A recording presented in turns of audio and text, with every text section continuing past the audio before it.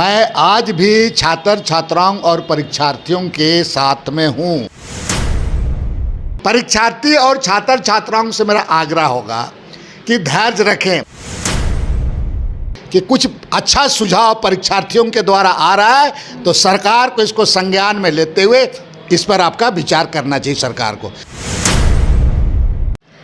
आज एक बार फिर से बातचीत करने के लिए हमारे साथ मौजूद है कांग्रेस के कार्यकारी अध्यक्ष बंधु तिर्की।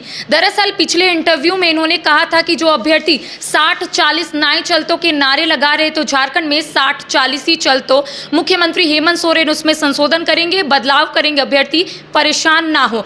आज इस वक्त हमारे साथ मौजूद है बंधु तिर्की। हम इन्हीं से बात करेंगे। एक बार फिर से अभ्यर्थियों ने अपनी आवाज़ उठाई है। 17 तारीख को मुख्यमंत्री हेमंत सोरेन के आवास का घेराव, 18 तारीख को मशाल जुलूस और 19 तारीख को अभ्यर्थी झारखंड बंद का ऐलान किए। आप इसको किस रूप से ले रहे हैं? करिश्मा जी, देखिए, राज्य बनने के बाद से ही लगातार मैं इन्हीं चीज़ों को लेकर के, इन्हीं मुद्दों को लेकर के आंदोलन करते आया हूँ और इन सब आंदोलन से मुझे कई बार जेल भी जाना पड़ा, कई तरह की यातनाएं भी मुझे सहना पड़ा, घर से भी बाहर निकलना पड़ा। मैं खुद जानता हूं कि यहाँ इस राज्य के चाहे आदिवासी, मूलवासी, यहाँ के मूल झारखंडियों के लिए क्लास 3, क्लास 4 हो, इवन आपका यहाँ पर क्लास 2 तक के लिए यहाँ के लोगों को ही उसके अवसर मिलना चाहिए और इसी के लिए ये राज्य बना है। मैं आज भी छात्र छात्राओं और परीक्षार्थियों के साथ में हूँ। सरकार के द्वारा कुछ वैकल्पिक व्यवस्था किया गया है, चूँकि उनका एज जा रहा है, किसी का 6 महीना बाकी है, किसी का 3 महीना बाकी है, जिसमें एज का भी रिलैक्सेशन दिया गया है। पूरा एक वैकल्पिक व्यवस्था है और इस तरह से अगर नहीं किया जाता तो एक तरफ से ये लोग कोर्ट जा करके फिर मामला को फंसा देता और पूरा नियुक्ति की प्रक्रिया एक तरफ से पूरा रुक जाता, जो बहुत बड़ा नुकसान होता। राज्य के गठबंधन की सरकार माननीय हेमंत सोरेन के नेतृत्व में इन चीज़ों को बारीकी से समझ रहे हैं और सरकार है, सरकार को 40 जो आपका ओपन कहा जाता है, भाई उस सरकार का अधिकार क्षेत्र का बात है, वो सरकार उसमें भी कितना यहाँ का आदिवासी मूलवासियों को देगी, कैसे उसको फिल्टर करेगी, ये सरकार के ऊपर निर्भर करता है और सरकार को इसमें करना चाहिए।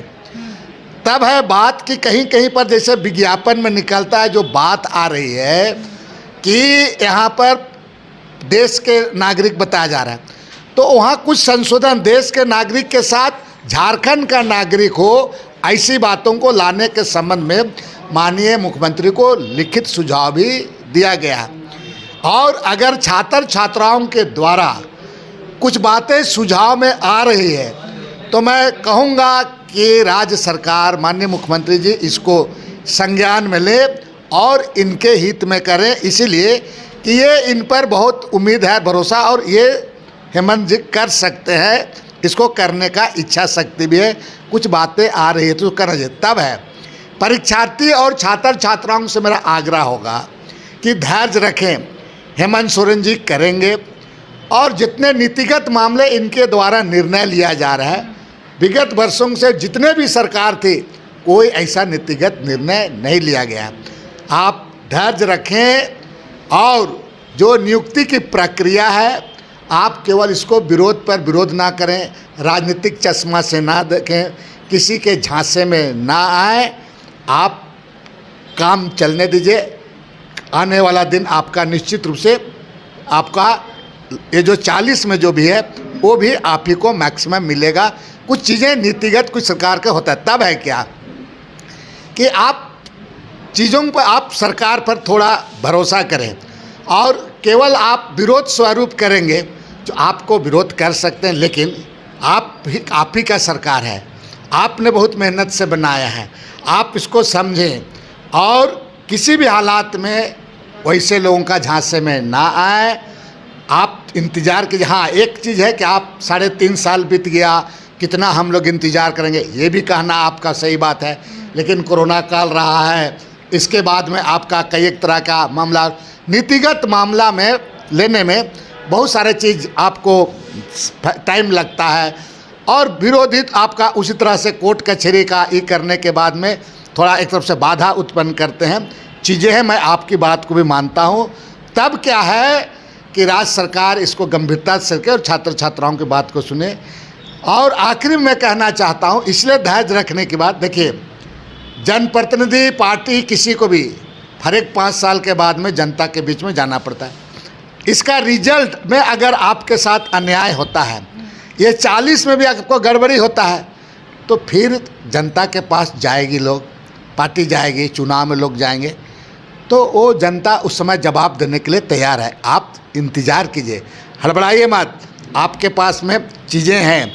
तब है कि मैं आपके साथ, हम क्या, हमारा पार्टी भी इस पर आपके लिए खड़ा है, लेकिन आप इंतज़ार कीजिए और धैर्य रखें।